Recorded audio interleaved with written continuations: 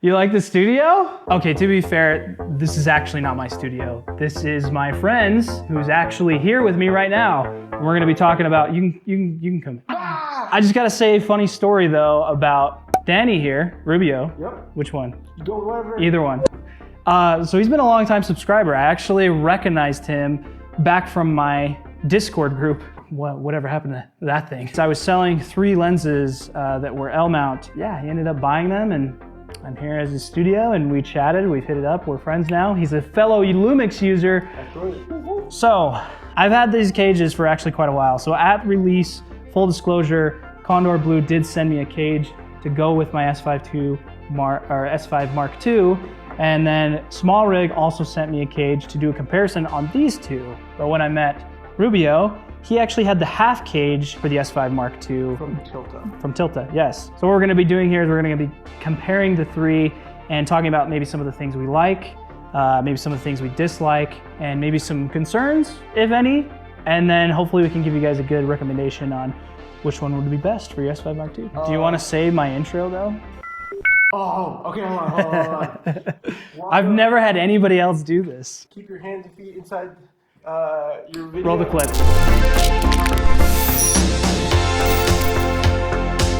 When it comes to camera cages, especially with like the S5, because I had the S5 Mark I, and then getting the S1H, when I got the S5, I knew that it was probably going to be a camera that I wanted to have a little bit more minimal, because the fact that it has face detect autofocus, I'd probably be using it for a lot more social type content. I do love cages and I need them for very specific purposes. I found I have smaller hands, and so I also often found that when I had the full cage with the S5, it just felt like it was a little bit bigger than I liked. So I wanted to go with the half cage, which they weren't really making them for the S5, and it was my first Tilta cage. I've done Smallrig before. I really enjoyed it. It's been really nice. One of the things I really like is when I first got it was the offset handle, kind of like the Kondor Blue, and now the Mamba cage. Before they would have it on like the other side or whatever. It does have a Arctic Swiss base to like if you do Arctic melt for that. Other than that, it's been pretty good. It's like a matte black, which is always good. So I like things that come in black.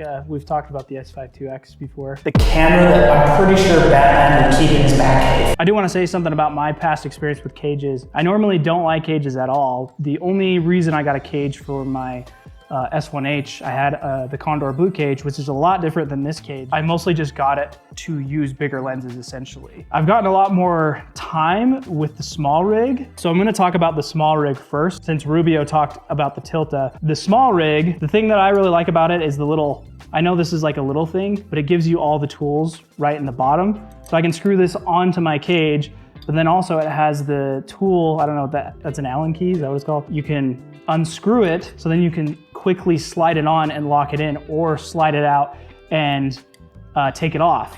So that thing I really like about the Smallrig is just having all the tools there, because Tilta only had, they supplied the little like Allen key for the secondary like bolt. Mm-hmm. They have like just like it's not an Allen key, it's just like a little coin thing to be able to tighten your screw at the base. For some of these cages, especially like when you don't love having a cage on your camera, you do end up taking it off and on a lot. Yeah. And having those tools like readily available is really nice. I agree with that.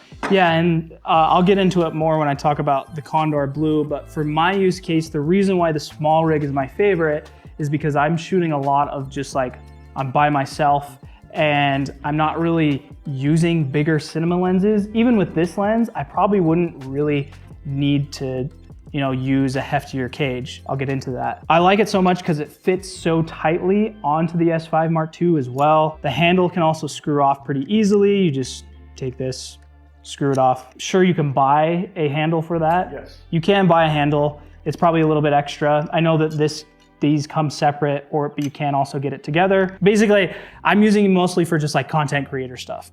And even some of the stuff that I'm using, it doesn't really make sense for me to use a heavier duty cage like the Kondor Blue. The Kondor Blue is a lot more sturdy, and I think, I don't wanna say like better built, but better built in a way, because with this one, I was shooting some stuff on the Proteus lens, that huge 2x anamorphic from Laowa. Massive. It is here, sitting right over there. I could bring it in actually. Actually, I'm just gonna bring it in so you can see. So yeah, I was shooting with this, and normally you would probably want rails and stuff on it. Even still, if I'm gonna rig up my camera, I would probably trust the Kondor Blue more than this. I'd actually be a little worried that it may crack. You obviously can prevent cage dominoes, yeah. You obviously can, you know, rig it up with rails to probably prevent that, but I would be a little worried that this cage might crack. Whereas this one, I wouldn't be worried about that at all. So I would agree with that. I mean, like, actually, I really like the grip. There is like a rubber padding on the bottom, which is really nice. Also like that there's like a little divot here where your hand would rest. I have a different handle, but it has the RE locking setup right here, and I like that it's not like in front and it's like slightly slanted, because having a monitor there where it's like slightly slanted, it's not, I'm always having to pull the actual monitor lever arm like all the way flat, and it just, I don't know. I didn't love that, because I did like that they did change to this kind of form factor on the Mamba cages for the Smallrig. I probably would have gone something with the Mamba because of the fact that like it kind of takes away some of the things that I don't like about the camera cages, because of the fact that like the on switch is like always kind of like buried up here, which happens with the Kondor Blue a little bit, especially with some of the older cages. If you get one of the not Mamba cages, you'll run into that a lot, especially with the LUMIX cameras. Just to kind of finalize this thing on the Smallrig too, just from like a marketing perspective, I love that it's called the Black Mamba. And like it has some little like accents on it. Maybe I'll get some B-roll of it. It's not carbon fiber. I think it's just like light plastic, but it just has these like light kind of like textured accents on it. And I like that. It's a nice little touch, and I think it's cool. Moving on to the Kondor Blue. So like I said, this feels a lot more hefty and heavy duty. But then the thing that I don't like about it, I don't know if it was just me, but it felt like it was really hard to get on the camera and off. Like, this is so simple, you just slide it on.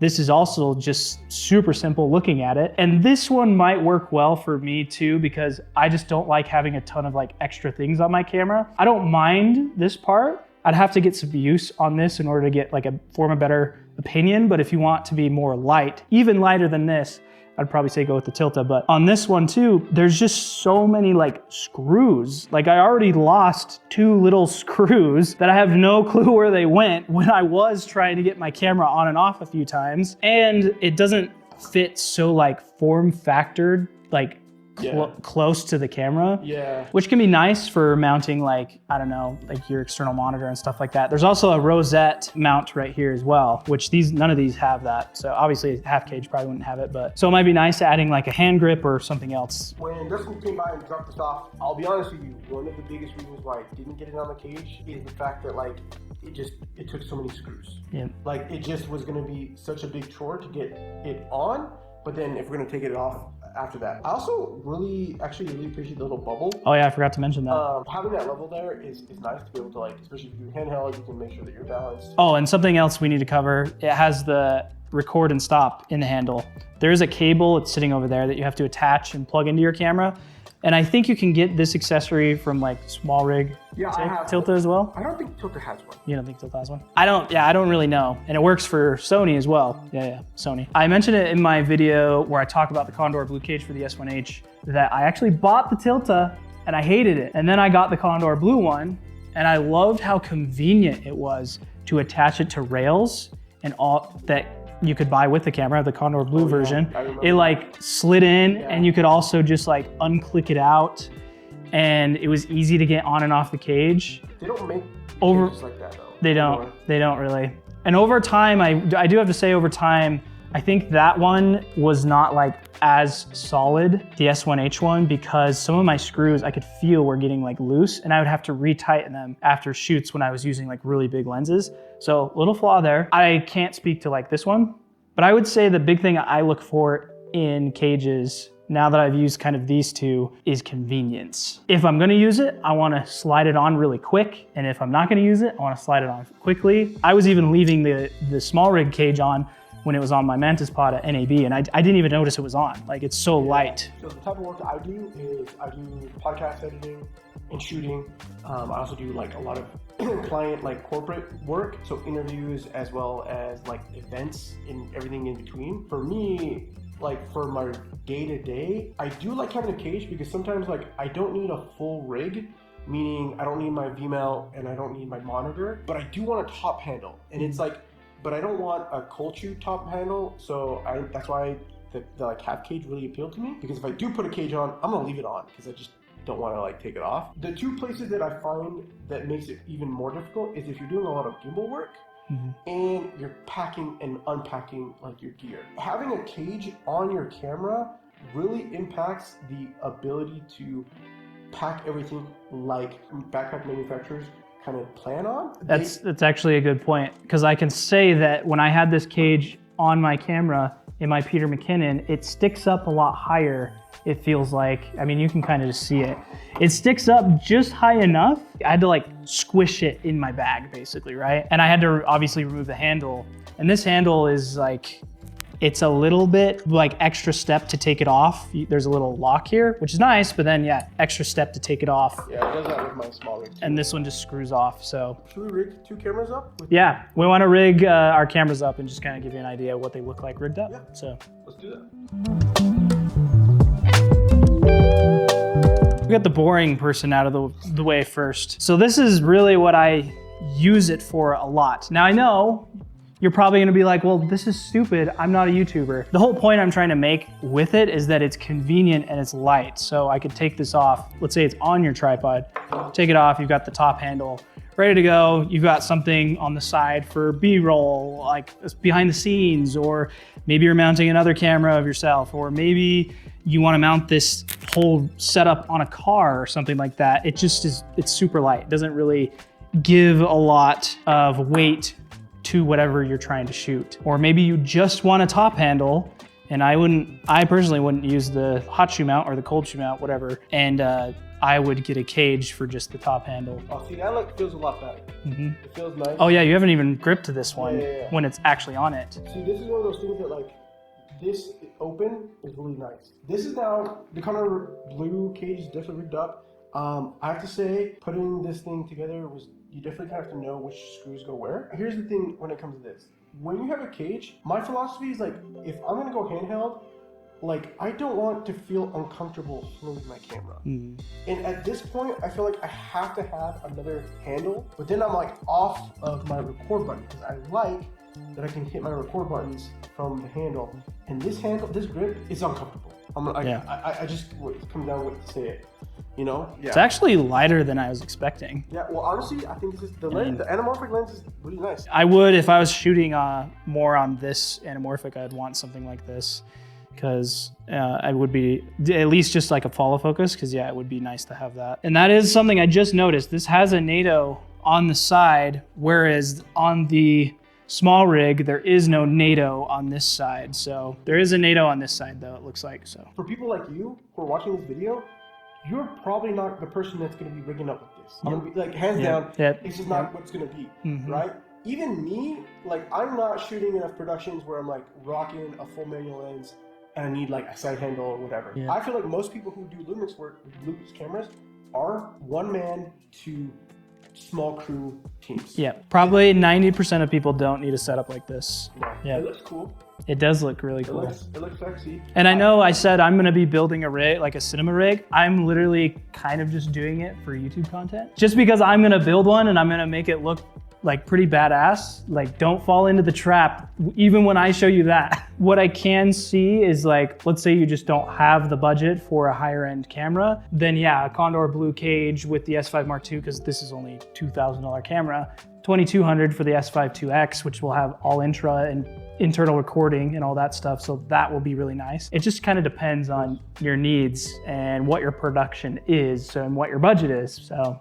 And hey, look, it's not to say that any of these are bad or whatever. Just go with what you need. Let us know in the comments if there's any questions you guys have. Yep. Until the next video though, happy filming. Or do you want to say it? No. Happy filming.